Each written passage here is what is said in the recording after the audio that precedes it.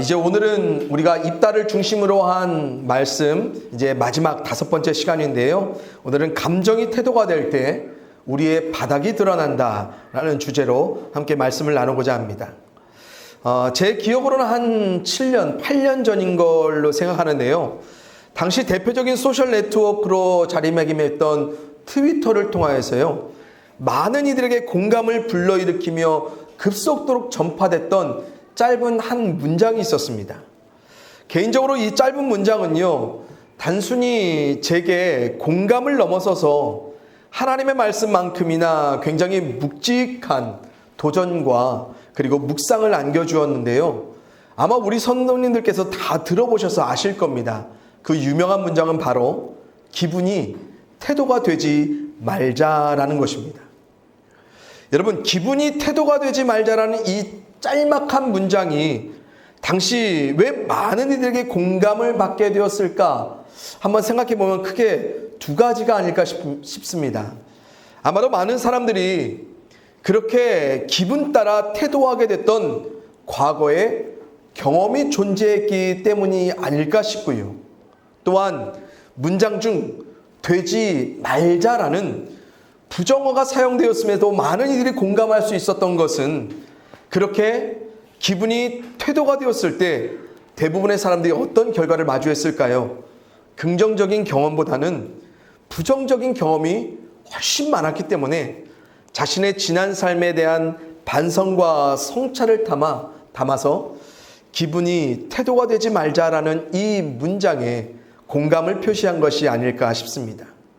그렇습니다. 우리가 마주한 삶을 살아갈 때요, 상황과 조건 속에서 기분, 즉 우리의 감정을 요동시키는 많은 요인들이 분명히 존재하지요. 하지만 중요한 것이 무엇입니까? 감정을 느끼는 그 시점이라기보다는 그 감정에 대처해가는 우리의 태도가 행동으로 표출되는 시점이 대부분 문제로 작용합니다.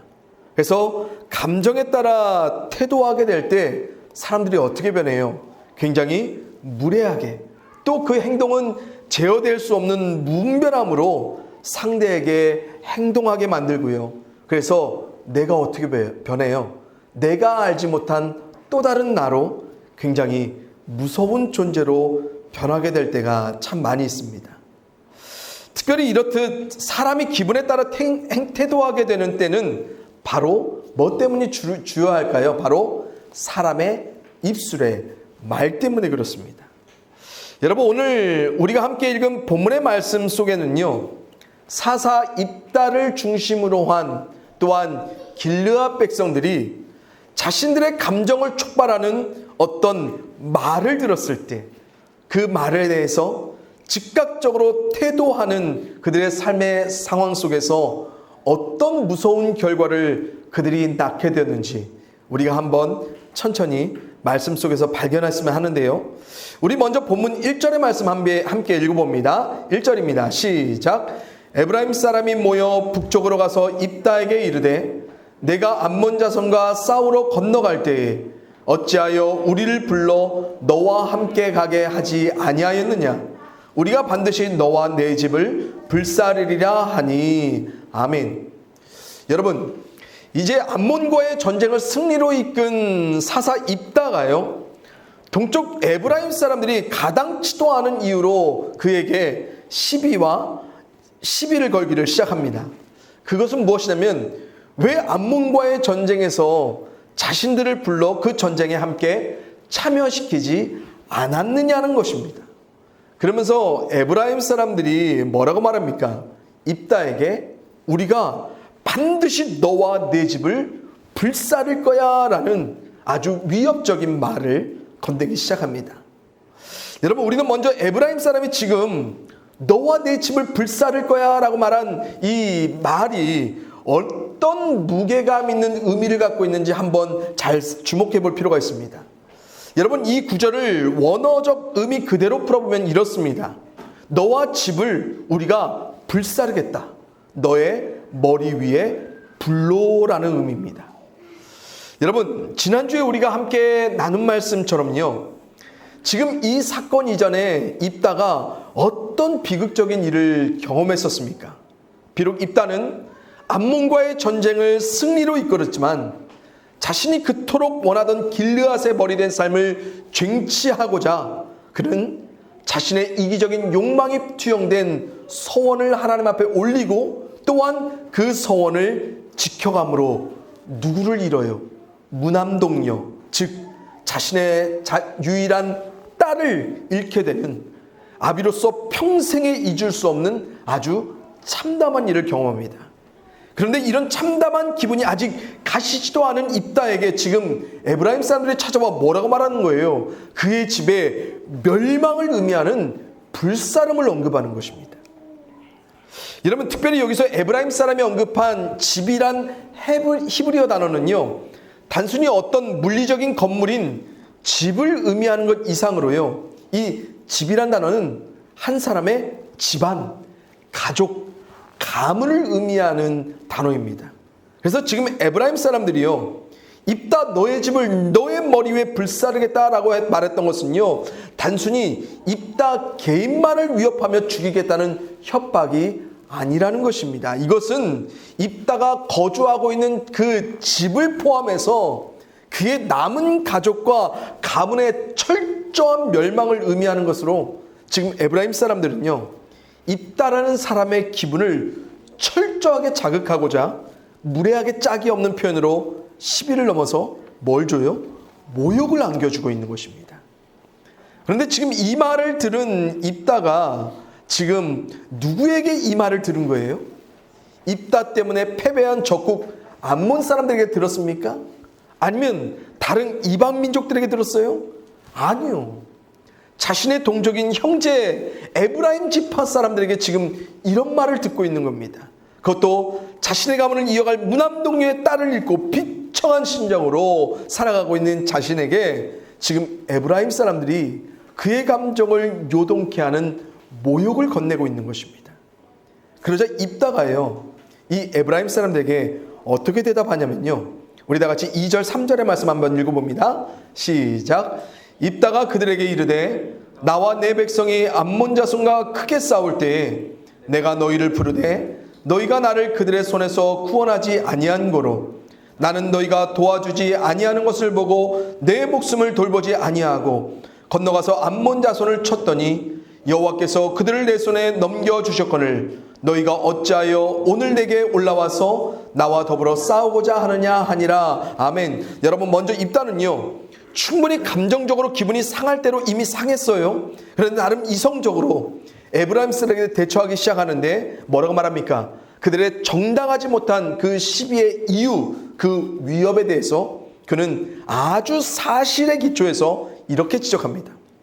먼저 입다가 암몬과 싸우고 있을 때에 그 싸움은 어떤 싸움이었어요? 매우 큰 싸움. 그래서 입다 입장에서는 이 싸움에서 뭐가 필요했어요? 도움이 필요했었습니다. 그래서 입다가 어떻게 했어요? 에브라임 사람들을 불러서 분명 도움을 요청했었습니다. 그런데 어쩌인 이유인지 이 에브라임 사람들이 함께 합류하기를 거절했고, 그렇기 때문에 입다는 자신의 목숨을 내놓고 치열하게 그 전쟁에서 싸워야만 했고, 감사하게도 하나님께서 그런 자신과 길르앗 사람들에게 승리를 주셔서 이길 수 있었다라며 말합니다. 여러분, 특별히 여기서 우리말로 번역된 부르다라는 단어는요, 히브리어 자크라는 단어입니다. 이 단어는 지금 입다가요, 단순히 도움을 청하기에 우리 도와줘라고 말했다는 그런 의미의 단어가 아니에요. 이 단어는 어떤 단어는요, 아주 간절히 도움을 요청할 때 상대에게 울며 불며 부르짖는 그런 부름을 바로 자크라고 합니다. 그래서 이 단어는 사사기에서 주로 이방 민족들로 인해 고난당하고 고통당했던 이스라엘이 하나님의 절실한 도움을 얻기 위해서 처절하게 부르짖었던 그 상황을 묘사하는데 매우 자주 사용되는 단어거든요. 근데 입다가 암몬 자손과의 싸움 가운데, 전쟁 가운데 어떻게 불렀어요? 바로 그렇게 에브라임 사람들을 불렀어요. 그런데 뭐 한 거예요? 그들이 대답하지 않았어요. 그래서 입다는 자신의 말을 마치자마자 이제 자신의 감정에 따라 태도하기를 시작합니다. 그래서 자신을 따르는 길르앗 사람들을 싹 다 모아가지고 뭘 해요? 에브라임 사람들을 완전히 쳐서 무찌르기 시작합니다. 성도님들, 감정이 태도가 될 때 사람이 참 무서운 것이 무엇이냐면요, 이성적으로 합리적인 결과를 모색하기보다는 당장 뭐하고 봐요? 싸우고 봐요. 그것도 그냥 안 싸워요. 보세요. 자신이 모을 수 있는, 자신이 싸워 이길 수 있는 모든 것들을 총동원해서 죽기 살기로 상대와 싸워갈 수 있는 것, 그게 바로 사람의 심리입니다. 그런데 여기서요, 에브라임 사람들의 두 번째 말이 아주 결정적으로 이제 입다와 길르앗 사람들까지 감정적으로 격분하게 만드는데, 우리 4절 말씀 한번 읽어봅니다. 4절입니다. 시작. 입다가 길르앗 사람들을 다 모으고 에브라임 사람과 싸웠으며 길르앗 사람들이 에브라임을 쳐서 무찔렀으니 이는 에브라임의 말이 너희 길르앗 사람은 본래 에브라임에서 도망한 자로서 에브라임과 므낫세 중에 있다 하였습니다. 아멘. 여러분, 패배해서 처참히 졌으면 그냥 순순히 돌아가면 되잖아요. 그런데 그 입이 방정이라고. 에브라임 사람들이 지면서 도망하면서 뭐라고 말해요? 야, 너희들 우리한테 도망한 자들이잖아. 너희들은 우리 에브라임 지파와 므낫세 지파에서 걸쳐 사는 도망자, 바로 상대를 비꼬면서 재차 그들을 모욕하며 그들이 후퇴하고 있는 것입니다. 여러분, 사실 엄밀히 말하면 길르앗 사람들은요, 이스라엘의 므낫세 지파의 한 작은 가문일 뿐, 그들은 적지만 혈통적으로 매우 확실한 이스라엘 사람들이었습니다. 또한 그들은 누군가에게 쫓김을 당해 도망한 그런 집안의 사람들 아니거든요. 그런데 지금 에브라임 사람들이 이 작은 가문을 모욕하기 위해서 이런 표현을 서슴없이 써내가는 겁니다. 그런데 여러분들, 여기서 이 도망하는 자란 말이 주는 트라우마가 있는 사람이 한 사람 여기에 있어요. 그 사람이 누구냐면 바로 길르앗의 머리 된 자, 바로 입다입니다. 여러분, 제가 2주 전에 말씀드렸죠. 입다는 창녀의 자식이란 신분적인 이유로 누구요? 아버지의 친자식들로부터 핍박을 당하고 그로 기업을 얻을 수 없도록 하는 바람에 입다가 어떤 과거의 아픔을 갖고 있어요? 자신의 집과 집안으로부터 피해 도망해야 했던 그런 삶의 과거가 있었습니다. 아주 치유될 수 없는, 똑똑히 기억될 수밖에 없는 그 과거가 있는 사람이에요.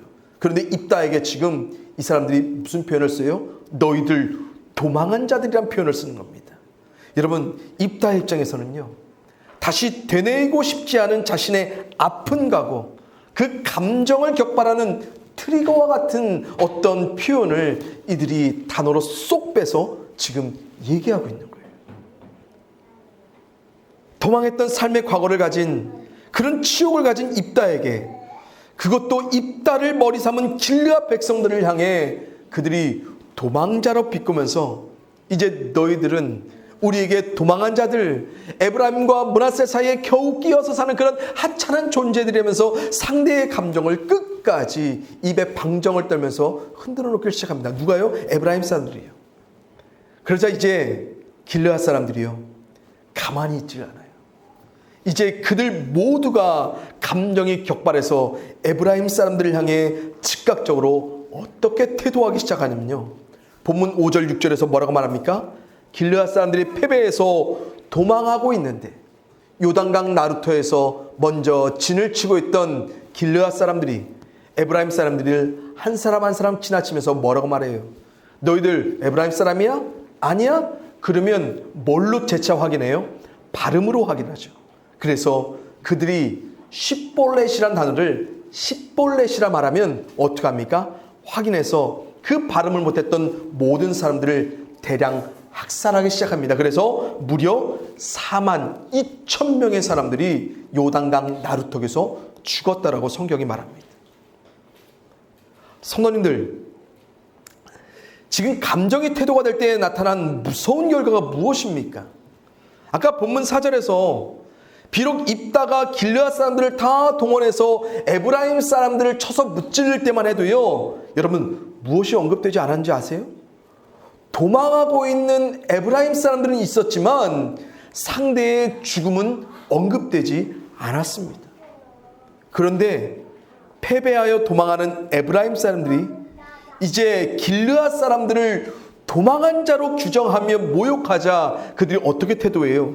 길르앗 사람들이 상대를 죽이기 위해 매우 집요할 정도로 에브라임 사람들의 발음까지 점검해서 색출해내 42,000명의 사람들을 잔인하게 죽여냅니다. 여러분, 지금 길르앗 사람들이 쉿볼렛이란 발음을 못하면 에브라임 사람들을 가차없이 죽여낸 것이 의미하는 바가 얼마나 사람의 무서움을 나타내는 줄 아십니까? 여러분, 제가 벌써 전주에 정착한 지 9년이나 되었습니다. 그래서 그때 제가 9년 전에 제 딸이 이제 초등학교 6학년이어서 제 아내가 학교에다가 전화를 해서 전학을 문의드렸더니 선생님이 대뜸 뭐라고 말씀하시면요, 아, 자녀가 6학년이에요 그렇게 말씀하시더라고요. 여러분, 차이를 아시겠습니까? 저는 서울에 자라서요 6학년이라고밖에 발음하는 걸 못 들었어요. 근데 전주에 와서 6학년을 뭐라고 말하는 거예요? 6학년이로 말하는 거예요.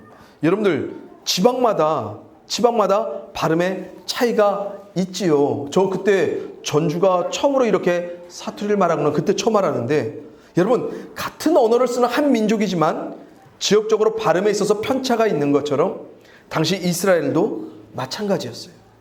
그런데 지금 단순히 사람의 외형을 이유로 상대를 색출하는 것이 아니고요, 발음까지 추적해서 집요할 정도로 상대의 삶과 죽음을 결정지었던 이 길르앗 사람들, 이 사람들의 모습이 얼마나 악에 바친 태도로서 상대를 대했는지 우리는 한번 그려볼 수 있습니다.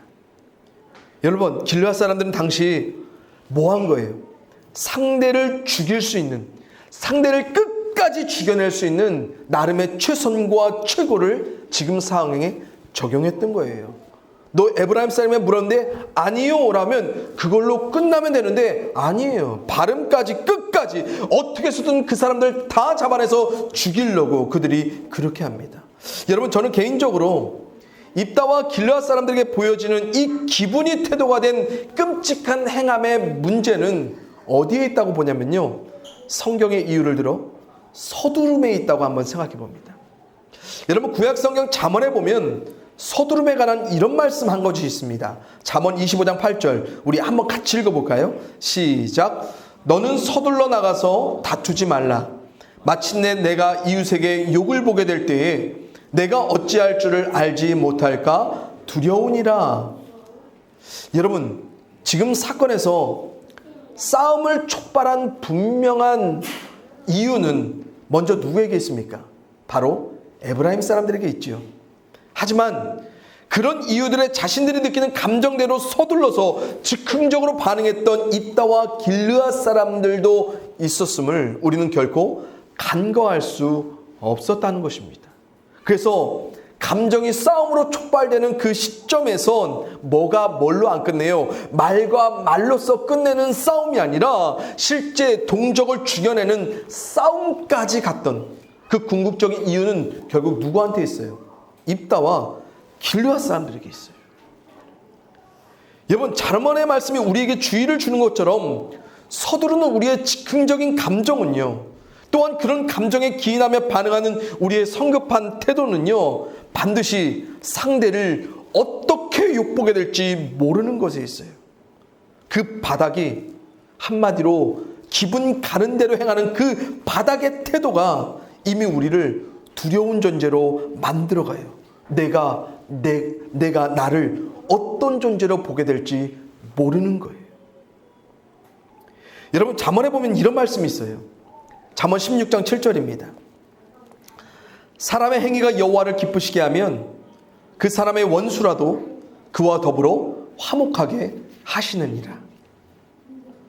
성도님들, 지금 주어진 모욕과 위협의 상황과 조건 속에서 하나님의 백성이라면 마땅히 입다와 길르앗 사람들이 염두에 둬야 될 태도가 무엇이겠습니까? 그들의 기분이 아니라 누구예요? 하나님의 기분이에요.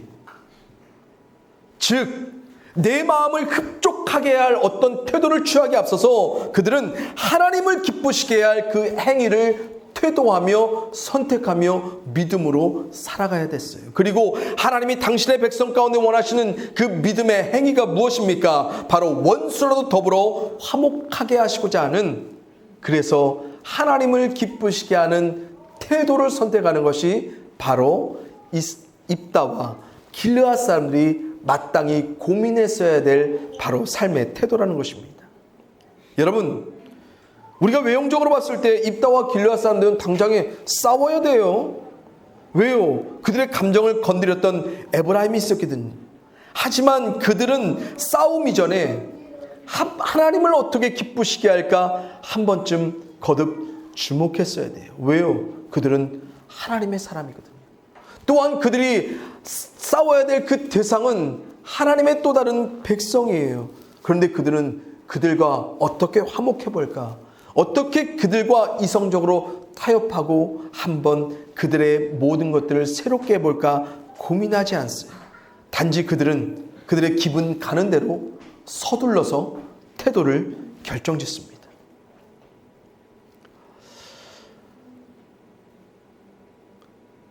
여러분, 하나님의 자녀인 백성인 우리들도 대부분 기분 상하면 어떻게 합니까? 하나님이고 뭐고 없지요. 솔직하게요.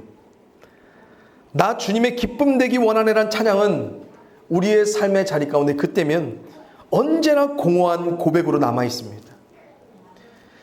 하나님이 자신의 독생자를 죽이시며 우리로 화목하게 하신 그 은혜, 그때에는 절대로 기억하지 않아요. 당장에 내 감정이 요동하는 그 상대가 있다면 우리는 원수 갚는 것은 내게 있으니 내게 갚으라 라는 하나님의 말씀, 그런 상황 가운데는 믿지도 않을 뿐더러, 그래서 적용하지 않을 뿐만 아니라 아예 생각조차 안 하며 살아갑니다. 그리고 단지 내 기분에 맞춰 내 감정을 해소시켜 만족할 만한 서두름의 이유로 상대에게 반응해 겁니다. 그리고 우리가 애초에 느꼈던 그 상하고 분한 기분 그 이상으로 태도하며 갚아가는 우리의 모습이 나타날 수 있습니다. 아까 잠언의 말씀처럼 내가 어찌할지를 알지 못할까 두려우니라 라는 말씀에서 우리는 우리가 전혀 생각하지 못한 나를 내 기분 따라 태도하는 그 상황 속에서 나를 마주하고요, 그래온 삶에서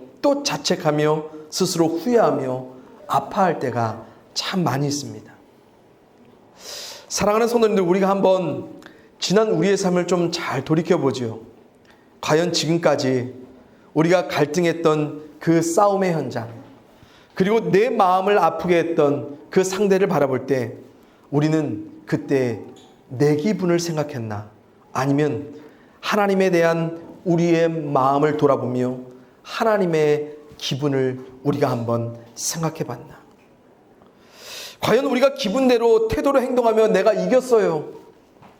그럼 그 이겨낸 삶의 결과가 하나님이 보시기에도 정말 기뻐할 만한 그런 진정한 승리였을까? 아니면 내 마음 풀어내려고, 내 감정 시원케 해보려고 그렇게 이기며 태도했던 것은 아닌가 한번 생각해 볼 필요가 있습니다. 여러분 성도님들, 오늘 본문 7절에서요 입다의 죽음을 묘사한 구절에서 우리가 주목해 볼 만한 한 가지 사실이 있거든요. 그것은 바로 입다 이전에 하나님의 사사로서 승리를 취했던 여러 사사들이 그들이 승리한 삶의 이후에 이스라엘 가운데 무엇이 있었다라고 생생하게 증거하냐면, 그들이 생존하는 그 기간 동안에는 그 땅이 평온하였다라는 표현이 있습니다. 다시 말해서 입다 이전에 각각의 사사들이 취했던 승리에는 뭐가 있어요? 하나님이 그 땅을, 그들의 삶을 평온하게 하시는 은혜가 있었어요. 바로 하나님의 샬롬이 그들의 승리 가운데 더불어 찾아왔었다는 것입니다. 그런데 지금 암몬 자속을 이겼던 입다와 길르앗 땅에 동족 에브라임에게 잔인한 승리를 걸었던 이 길르앗 땅에는 뭐가 있었다고 표현하지 않아요. 그들에게는 하나님이 주시는 샬롬, 그 땅에는 승리는 있었지만 하나님이 주시는 평온함은 없었다라고 말하고 있습니다. 여러분, 이것이 주는 우리에게 교훈이 무엇입니까? 아무리 이겨도요, 하나님의 뜻대로 이기지 아니하면 하나님이 우리의 마음을 평온케 하시는, 우리의 삶의 정황을 평안하게 하시는 그 은혜는 찾아오지 않는다는 거예요. 다시 말해, 하나님을 기억하며 하나님의 뜻대로 내 삶을 태도하며 반응했을 때, 그 안에서 나오는 승리를 취할 때 우리는 평안할 수 있지만 뭡니까? 내 기분 따라 태도하며 승리했던 그 삶에는 하나님 주실 평안은 없다라는 것입니다. 여러분, 우리 사람들은 대부분 우리가 행한 결과를 정당화하기 위해서 주로 자신들이 처한 상황과 조건에서 그 이유를 찾아냅니다. 그리고 우리는 우리 자신이 아닌 우리를 둘러싼 상황과 조건 속에 내가 이렇게 힘들고 아파야 된다는 그런 감정적인 이유를 찾아내고 또한 그렇게 단정해 봅니다. 물론 그렇게 감정적으로 느낄 만한, 그래서 그렇게 태도할 수밖에 없었던 내가 그 상황과 조건 속에 있을 수 있습니다. 그래서 우리는 우리의 이유로서 분명 우리의 감정을 격발하고 요동하는 그 상대에게 우리 식대로 태도하며 살아가도 되는 것처럼 여길 때가 많이 있습니다. 오늘 입다와 길르앗 사람들처럼요. 왜요? 상대가 먼저 정당하지 못한 이유로 시비하며 위협하며 또 우리의 감정을 상하게 했거든요. 그런데 싸워야 돼요? 꼭 그렇게 잔인하게 싸워 이겨서 그렇게 그들을 밟아내야 돼요? 그들을 다시 돌이킬 수 없을 정도로 처절하게, 잔인하게, 집요하게 그들을 패배시키기 위해 그렇게 살아가야 돼요? 꼭 그랬어야만 됐느냐? 그건 우리가 한번 되짚어 봐야 할 것입니다. 물론 세상의 이치대로 따지면 그들은 그럴 수 있어요. 아니, 그래야 마땅합니다. 하지만 하나님의 사람들인 우리들에게 또한 하나님께는 그런 정당한 이유가 없습니다. 그렇기 때문에 그들의 삶에는 하나님이 결과지어 주실 평안이 없었던 것입니다. 여러분, 참 비참하지 않습니까? 길르앗, 입다 다 승리했는데 늘 마음 가운데 평안이 없어요. 다 이겨냈는데 마음 가운데 평안하게 사는 삶의 매일이 주어지지를 않아요. 이것처럼 불쌍한 삶이 어디 있겠습니까? 여러분, 예수님께서 우리에게 이런 말씀해 주셨습니다. 평안을 너희에게 끼치노니 곧 나의 평안을 너희에게 주노라. 내가 너희에게 주는 것은 세상이 주는 것과 같이 아니하니라. 아멘. 여러분, 우리 믿음의 사람들이 누려야 될 삶의 평안은요, 우리가 찾아내는 또한 세상이 주는 식의 그런 식의 평안이 아닌 주님이 주시는, 주님이 끼쳐주시는 그 평안을 누리는 것입니다. 그래서 우리는 세상이 평안을 누리는 식으로 그렇게 삶의 평안을 결과지으며 추구하지 않습니다. 그러기에 더욱더 우리는 우리의 감정에 따라, 기분에 따라 상황과 조건 속에 성급하게 태도하지 않고 그 상황 속에서 다시 한번 뭐 하는 거예요? 멈춰서 누굴 보는 거예요? 내 삶의 평안의 결과를 매듭지어 주실 그 하나님을 바라보는 거예요. 그리고 그 상황 속에서 하나님을 기쁘시게 할 삶의 태도가 무엇일까 고민해 가고요. 그리고 그 태도가, 그 행위가 어떤 삶으로서 하나님께 영광이 되고 기쁨이 될까, 우리는 그것을 고민한 채 그 고민된 결과를 믿음으로 태도하며 살아가는 것입니다. 이제 말씀을 맺습니다.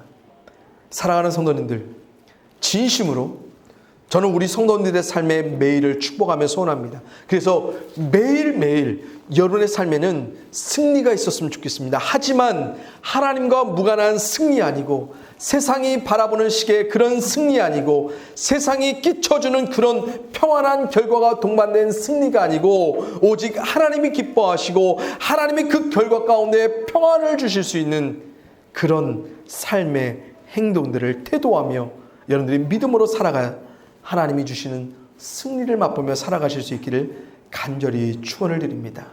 그렇다면 꼭 기억하셔야 됩니다. 당장에 느껴지는 감정과 기분이 아닌 하나님의 이유로서 태도하며 행하기 위한 시간, 그 시간을 여러분들이 믿음으로 잡아내야 되고요. 그리고 그 시간 속에서 우리의 마음을 감동하셔서 하나님을 기쁘시게 할 삶의 태도를 취하게 하실 그 하나님을 우리가 기대와 소망 안에 바라보는 것입니다. 그래서 분명 외형적인 상황은 내가 졌지만 내 마음에는 평안이 임하고 또 하나님이 결정지어 주실 또 다른 삶의 승리가 우리의 삶 가운데 찾아오게 될 것입니다. 우리 귀한 성도님들이 삶의 외형은 비록 세상식의 승리는 없을지라도 삶의 내면은 항상 하나님이 주어주실 결정지어 주실 평안함으로 충만하여질 수 있기를, 진정한 승리를 맛보며 살아가는 우리 성도님들의 삶이 되시기를 주님의 이름으로 간절히 축원을 드립니다. 우리의 모든 삶에 거룩한 하나님의 부흥의 역사를 경험하게 하시는 그 하나님께 모든 감사와 존귀와 영광을 올려드립니다. 거룩하신 하나님께서는 우리의 삶 가운데 구별된 하나님의 역사를 이뤄가십니다. 그러기에 우리는 우리의 감정을 상하게 하는 그때에도 구별된 모습으로 하나님 앞에 거룩한 삶을 태도하며 결정하며 행해하며 살아가야 되겠습니다. 아버지 하나님, 우리가 그럴 때마다 날마다 우리의 상한 감정 모두를 하나님 앞에 내어 맡길 수 있도록 도와주시옵시고 그 마음이 처한 상황과 조건을 고치시고 변화시키실 하나님을 다시 한번 바라보며 우리가 그 삶 속에서 태도를 결정할 수 있도록 아버지 하나님 함께하여 주시옵소서. 이 믿음으로 선택된 그 행위 속에 하나님께서는 반드시 또 다른 승리로 또한 그 승리 가운데 우리에게 주어질 평안함의 샬롬을 허락하여 주실 줄 믿사오니 우리가 하나님의 이 의로운 역사를 늘 소망하며 살아갈 수 있도록 도와주옵시고 그러할 때에 하나님이 결정지어 주실 그 승리를 더욱더 친밀하게 맛보며 살아갈 수 있도록 도우시고 함께하여 주시옵소서. 날마다 우리의 마음을 만지시기 원하시는 하나님 앞에 우리의 마음을 올려드릴 수 있는 우리 성도들 될 수 있도록 도와주시옵시고 또 우리가 우리 스스로 제어할 수 없는 그 삶의 상황 속에서도 하나님은 우리의 마음을 만지셔서 평안하게 그 삶을 마주하게 하실 줄 믿사오니 아버지 하나님, 그 전능한 하나님의 역사를 우리가 더욱더 친밀하게 가까이에서 마주하며 살아갈 수 있도록 우리에게 굳은 믿음을 더하여 주시옵소서. 그래서 의로우신 하나님께서 결과지어 주실 그 삶을 우리가 날마다 소망하며 바라보며 살아갈 수 있게 도와주시옵시고 아버지 하나님, 그 믿음이 우리의 삶에 열매 맺는 그 삶을 우리가 더욱더 목도하며 살아갈 수 있도록 축복하여 주시옵소서. 우리 모든 성도님들의 삶의 매일이 날마다 전능하신 하나님의 두 손 가운데 맡겨져 고쳐져 부흥되기를 소원합니다. 주여 이루어 주시옵소서. 감사를 드리옵고 사랑과 능력의 이름 대신 예수 그리스도의 이름으로 축복하며 기도합니다. 아멘.